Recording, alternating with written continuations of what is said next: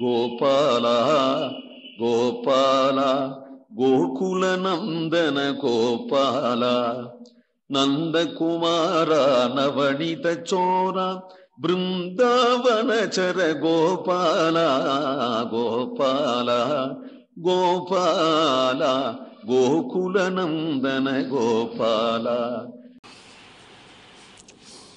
அப்பூச்சி காட்டுதல் என்கின்ற ஒரு விளையாட்டு. குழந்தைகளெல்லாம் பூச்சி காட்டும். அம்மாவனிடத்திலேயோ மற்றவர்களிடத்திலேயோ சில சமயம் பூச்சி காட்டுற அதற்காக வேண்டி அவர்கள் கண்ணை பிதிக்க கொண்டு பூச்சி காட்டுற குழந்தைய பயமுறுத்துறதுக்காக வேண்டி தாயார் ரெண்டு கண்ணை இப்படி புதிக்க கொண்டு இமைய புதிக்க கொண்டு பயமுறுத்துறதுக்காக பூச்சி காட்டுவா. இந்த குழந்தைகள் என்ன பண்ணும், உடனே இப்படி பார்க்கும், தான் புதிக்கணும், அம்மாவை பயமுறுத்த ஆரம்பிச்சிடும். இதுபோல சில சேஷ்டைகள், பூச்சி அப்படின்னு காட்டுறது சில சேஷ்டைகள் குழந்தைகளுக்கு. அப்படி காட்டக்கூடிய அந்த சில சேஷ்டைகளிலே கண்ணன் அப்படி அப்பூச்சி காட்டுறதை அனுபவிக்கிறார் இந்த பாசுரங்களால. மெச்சூது சங்கம் இடத்தான் நல்வேயூதி பொய்ச்சூதில் தோற்ற பொறையுடை மன்னர்காய் பத்தோர் பெறாதன்று பாரதம் கை செய்த அத்தூதன் அப்பூச்சி காட்டுகின்றான். அம்மனேகே அப்பூச்சி காட்டுகின்றான். மெச்சூது சங்கம், மெச்ச ஊது சங்கம், எல்லாரும் மெச்சும்படி சங்கத்தை ஊதுகின்றவன். சங்கத்தை ஊதும் போதே எல்லாரும் மெச்சினாளானா குழல் ஊதும் போது எவ்வளவு மெச்சுவார்கள். சங்கம் குழல் இந்த ரெண்டுமே அவனுடைய கையில இருக்கு. கிருஷ்ணாவதாரத்துல சங்கம் ஊதுவது போர்க்களத்துல துவாரகையில, குழல் ஊதுவது பிருந்தாவனத்துல. மெச்ச ஊது அந்த சங்கநாத மாத்திரத்தினாலே எதிர்கட்சியில் உடையவர்கள் எல்லாரும் தளர்ந்துடுவார்கள். அதை பார்க்கறதுனாலே இந்த கட்சியில் உடையவர்கள் எல்லாம் அதை மெச்சுவார்கள். சகோஷோ தார்த்தராஷ்டிராணாம் ஹிருதயானி வியதாரயத் என்று கண்ணன் அந்த சங்க ஊதினான். அதுவும் சமயத்துல ஊதுவான். எப்போ துரோணாச்சாரியரை சமாளிக்கவே முடியல, கத்திரியர்கள் மேலே பிராமணனாயிருந்து கொண்டு பிரம்மாஸ்திரங்களை பொழியிறார். சாட்சாத் ஸ்ரீராமர் ராட்சசனிடத்துல கூட பிரம்மாஸ்திரத்தை பொழியறதுக்கு தயங்குறார். ஆனா அவன் பிரம்மாஸ்திரத்தை போடுகிறான். அப்படி இருக்க அஸ்திரம் அறியாதவர்களான அரசர்கள் மேல தானே பிரம்மாஸ்திரங்களை பொழியும் பொழுது ரொம்ப படுசாவி ஏற்படுறது ராஜகுலத்துல. பரசுராமருடைய சிஷ்யர் தானே துரோணாச்சாரியர். ராஜகுலத்துல படுநாசம் ஏற்படுதேன்னு கவலைப்பட மாட்டார். அவர் எப்படியாவது சமாப்தி பண்ணிவிடுறது நல்லதுன்னு தோணித்து கிருஷ்ணனுக்கு. அதனால கிருஷ்ணன் ஒரு யானைக்கு அவருடைய பிள்ளையான அஸ்வத்தாமான்கிற பெயரை வைத்து அஸ்வத்தாமா கஜஹா ஹதஹா, அஸ்வத்தாமா கொல்லப்பட்டான் அப்படின்னு சொல்லி, அப்புறம் அது பொய் சொல்லக்கூடாது என்று தர்மபுத்திரர் கவலைப்பட பீமசேனன் மட்டிலும் ஆஹா நான் சொல்றேன் என்று வந்தான். அவனும் பொய் சொல்லக்கூடாதே. அதனால ஒரு யானைக்கல்லவோ அஸ்வத்தாமான்னு பேர் வச்சு அந்த யானையை அடிச்சு கொன்று அஸ்வத்தாமா ஹதஹா கஜஹா. அந்த கஜஹான்னு சொல்லும் போது துரோணாச்சாரியர் காதுல விழுந்துட்டா கவலைப்பட மாட்டார். அவர் காதுல விழக்கூடாதேங்கிறதுக்காக அந்த சமயம் பார்த்து தன்னுடைய திருவாயில பாஞ்சஜன்யத்தை வச்சு அழுத்தி கூவினானா. கஜகாங்கிறத காதுல விழல, அஸ்வத்தாமா ஹதஹா அப்படின்னதுமே அவர் நொடிச்சு போயிட்டார். அப்புறம்தான் துரோணாச்சாரியரை வதம் பண்ண முடிஞ்சது என்று மகாபாரதம். அதை எல்லாரும் மெச்சினார்களா. பாண்டவர்கள் பட்சத்தில் உள்ள அவ்வளவு அரசர்களும் கண்ணன் அப்படி சங்கம் ஊதினதற்கு மெச்சினார்கள். மெச்ச ஊது சங்கமும் இடத்தால் எப்பொழுதுமே எம்பெருமான் வலது கையில சக்கரமும் இடது கையில சங்கமும் வைத்து கொண்டிருப்பான். மெச்சகூது சங்கம் இடத்தாகான் நல் வே ஊதி, வேணா மூங்கில், மூங்கில்னா வேணு, நல்ல வேணு, வேணுகானம், வேணுவை ஊதி வேணுகானம் செய்து பொய்ச்சூதில் தோற்ற பொறையுடை மன்னர்காகாய். சூதே பொய்தான், அதுலயும் பொய் சூது அந்த சகுனியை ஆடினது. வாஸ்தவமா காய குலுக்கி போடும் பொழுது பாண்டவர்கள் பட்சத்துலதான் அந்த காய் கூட விழருது. அவன் கண் கட்டி விட்டானா, அதுல ஏதோ 1 2 4 கவிழ்ந்ததுன்னா இவாளுக்கு வெற்றி அவளுக்கு வெற்றிங்கிற கிரமம் உண்டு. இவனுடைய வெற்றியை காட்டும்படியாகவே கண்கட்டி மாயமாக சூதாடினான் என்று மகாபாரதமே சொல்லுகிறது. அதனால சூதாட்டமே பொய், பொய் சூதுனாலே தோற்ற. கண்ணன் அங்க இருந்தா விடுவனா, சமயத்துல கண்ணன் இல்லை, சூதாடவே விட்டிருக்க மாட்டான். சூதாடினாலும் பொய் சூது ஆட விடமாட்டான். கண்ணன் சமயத்துல இல்லை, அதனால ராஜ்யத்தை இவர்களை இழந்துட்டார்கள். இழந்தவர்கள் உடனே சூதாடின சொத்தை போராடி மீட்பேன் என்று கிளம்புவதற்கான திறமை உடையவர்கள். அர்ஜுனனுடைய காண்டீவத்தின் எதிரில் இந்த பேர்கள்ல யாருமே நிற்க முடியாது. அத்தகைய திறமை இருந்தும் கூட இவர்கள் உடனே போராடுவார்களே என்றே நினைத்து அவர்கள் இவர்களை பந்தப்படுத்துவதற்காக நீதி சொன்னால் இவர்கள் கேட்பார்கள் என்று சாமம் தானம் பேதம் தண்டம் என்கின்ற 4 நீதிகளிலே தான நீதியை சொல்லி 12 வருஷ வனவாசம் 1 வருஷ அஜ்ஞாதவாசம் போய் திரும்பி வந்தால் உங்களுக்கு உங்க சொத்தை தானம் பண்ணி விடுகிறோம் என்று தான நீதியை சொல்லி தர்மபுத்திரரை கட்டுப்படுத்தி சொத்தை புடிங்கண்டு காட்டுக்கு துரத்தினார்கள். அந்த விஷயத்துல இவனை தொலைச்சு கட்டணும். ஏனால் ஏதோ சொத்தை சூதாடினோம் சொத்தை இழந்தோங்கிறது இல்லாம திரௌபதியை இழுத்துன்னு வந்து மானபங்கப்படுத்தின பாட்டுக்கு அப்பொழுதே மண்டையை உடைக்கணும் அப்படிங்கிற கோபம் பீமன் அர்ஜுனன் இவர்களுக்கு இருந்த போதிலும் கூட ஆச்சரியம், தர்மபுத்திரருடைய சாந்தத்துக்கு கட்டுப்படுவாளாம் அவர்கள்.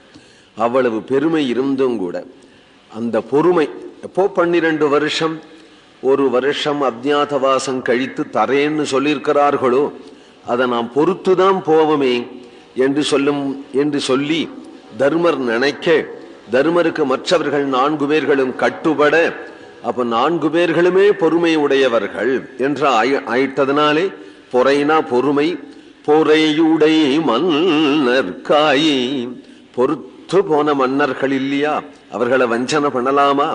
ஆனால் அவர்களுக்கு தூதனாக கண்ணபிரான் வந்து அவர்களுக்காக வேண்டி அவர்களுடைய சொத்து பூரா பிரித்து தரும்படி கேட்டும் துரியோதனனும் திருதராஷ்டிரனும் கொடுக்க முடியாது என்று சொல்ல, சரி அது போகட்டும், அவர்களுக்காக வேண்டி ஒரு 10 ஊர் கொடுங்கள் என்று கேட்கிறார். 10 ஊர் பெறாதன்று, ஒரு 10 ஊர் கூட பெறாதபடி உடனே தண்ட நீதி தான். எப்போ தான நீதி இங்கே செல்லுபடியாகலையோ தண்ட நீதி தான் என்று பாரதம் கை செய்த சமாதானப்படுத்திண்டு வா அப்படின்னு தான் சொல்லி அனுப்புறார்கள். பாண்டவர்கள் கௌரவர்களோட சந்தி செய்து கொண்டு வா, சண்டை வேண்டாம் என்று சொல்லி அனுப்புறார்கள். ஆனால் இந்த தூதன் சந்தி செய்து கொள்ளாதபடி சண்டையை தூண்டிட்டு வந்துட்டான். ஏனால் பூபாரத்தை இறக்குவதே இவருடைய திட்டமா இருக்கிறதுனால அப்ப போவானே நாள் நாம் முரடன்னு பேர் எடுக்க வேண்டாம், அவன் படியலேன்னு அவன் தலையில கட்டி விட்டு கடைசியில தன்னுடைய சங்கல்பத்தை நடத்திக்கலாம் என்று போன அழகிய தூதன். அந்த தூதன் அத்தூதன் அப்பூச்சி காட்டுகின்றான். அந்த தூதன் வந்து அப்பூச்சி காட்டுகின்றான். அந்த தூதனே கண்ணன், சின்ன கண்ணன். இவன் தானே அந்த பாரத யுத்தம் நடத்த போறான். அது விளையும் பயிர் முளையிலே அப்படின்னு இப்பொழுதே தோன்றதுனால திடீர்னு இது அப்பூச்சி காட்டுமா. அது என்ன தெரியும், குழந்தையாவும் இருக்கும், அப்பூச்சி காட்டவும் காட்டும்.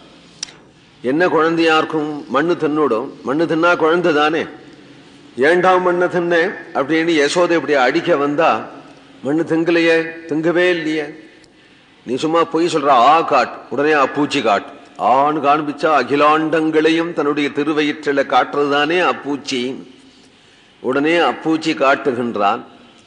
இப்படி இங்கே கண்ணனாக இருந்து அப்பூச்சி காட்டுகின்றவனே அங்க தூதனாக போகி அவனை கைது பண்ணிட வேணும் என்று பொய்யாசனம் இட்டு அதுல உட்கார வைத்து 100 படை வீரர்களை வச்சு கைது பண்ணிவிடணும் என்று திட்டமிட்டிருக்கிற துரியோதனனுடைய எதிரிலே விஸ்வரூபம் காண்பிச்சான் இல்லையா, அதைத்தான் அப்பூச்சி காட்டுகின்றான்.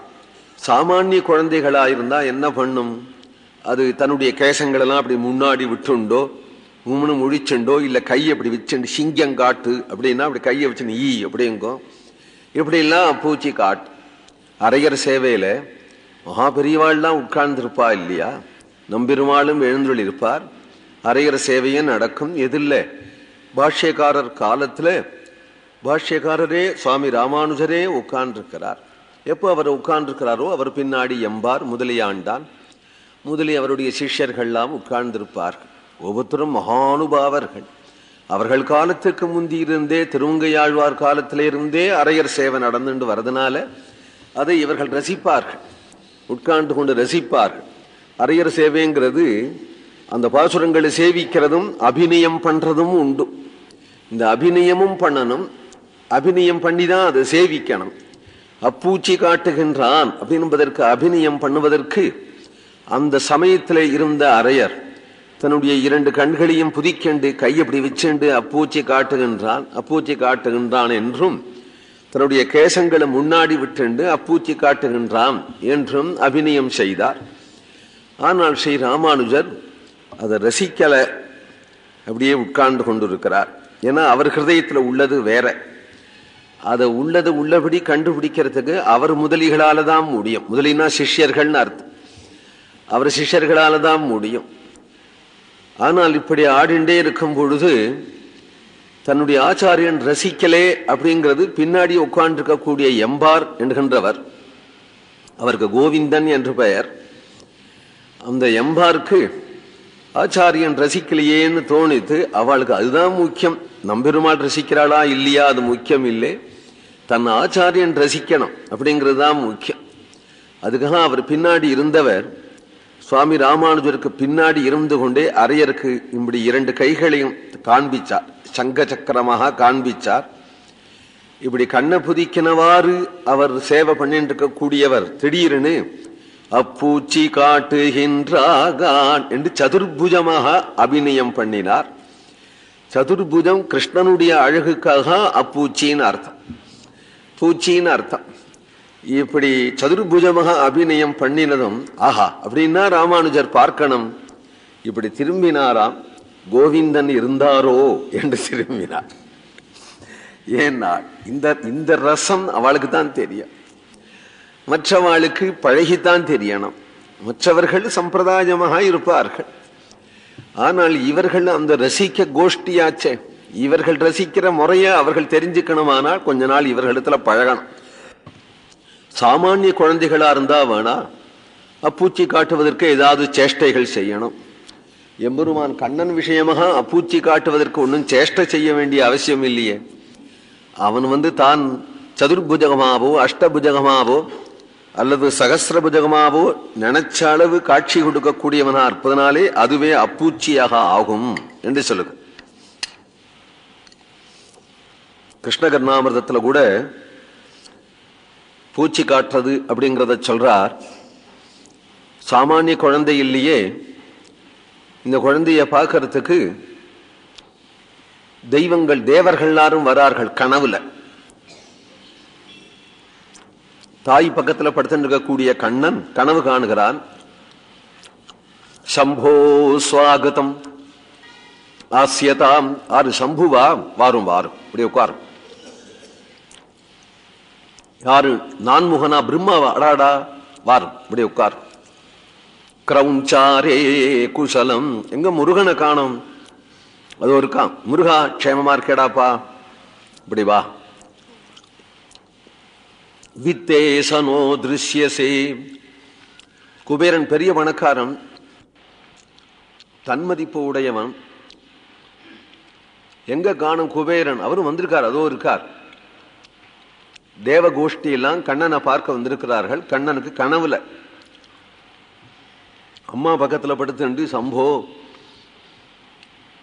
இந்திரா பிரம்மன்னு குபேரா அப்படின்லாம் கூப்பிட்டு இது ஏதோ பேசுறது கனவுல. இதை பார்த்ததும் உடனே தாயார் பட்டுன்னு எழுந்து கொண்டு பயந்தாளா. இத்தம் சொப்னகதஸ்யே, கனவுல தேவர்களை பார்த்தாலும் கூட அவள் என்ன பண்ணினாள், ஏதோ மிரட்டுறது போல இருக்கு நம்முடைய குழந்தையன்னு சொல்லிட்டு, குழந்தைய சொப்பனத்துல துர்தேவதைகள் மிரட்டித்துனால், அப்போ தாயார் தூ தூ அப்படின்னு சொல்லிவிட்டா அதுகள்லாம் ஓடி போயிடுமா. குழந்தைக்கு ஏதோ பாலகிரகம் வந்திருக்குன்னு நினைத்து கொண்டு தூதூகிருதம் பாதுனகா, யசோதை பிராட்டி அந்த தேவதைகளுக்கு, யாராருக்கு சொல்லிட்டேன் பத்தியடா, அந்தந்த தேவதைகளுக்கு தூ தூ தூ அப்படிங்கிறாள். இவள் பிள்ளைய பெற்ற கர்வம் அவளுக்கு. அப்படி ஒரு பிள்ளைய பெற்றிருக்காள் இல்லையா, இவ ஏன் பாக்கி தெய்வங்கள்லாம் தூங்க மாட்டா, பாக்கி தெய்வங்கள்லாம் தூ தூ அப்படிங்கிறார்கள். அப்படி ஒரு குழந்தையனா இவ பெற்றிருக்கிறாள். தூதூகிருதம் பாதுனஹா என்று. பூச்சி வந்ததேன்னு புரந்தரதாசருடைய கீர்த்தனம் ஒண்ணு. அந்த பூச்சியில் அவர் அந்த பூச்சி வந்ததே அப்படிங்கும்பொழுது கண்ணனுக்கு, கண்ணனா பூச்சி காட்டுகிறானே அவர் பூச்சி காட்டுறார். கண்ணா பூச்சி வந்தது, நீ சமத்தா ஆடம் பண்ணாம படுத்துனுடு. என்ன பூச்சி வந்தது, 4 தலையோட ஒரு பூச்சி வந்தது, 5 தலையோட ஒரு பூச்சி வந்தது, 6 தலையோட ஒரு பூச்சி வந்தது, ஆனத்தலையோட ஒரு பூச்சி வந்தது. பூச்சி வந்ததே என்று சொல்லி பயமுறுத்தி குழந்தைய தூங்க பண்றார் என்று ஒரு கீர்த்தனம். பூச்சி வந்ததேன்னு சொல்லுவானே நான், கண்ணனை பார்த்தா பாக்கி எல்லாம் பூச்சியாட்டம் தான் தோணும்.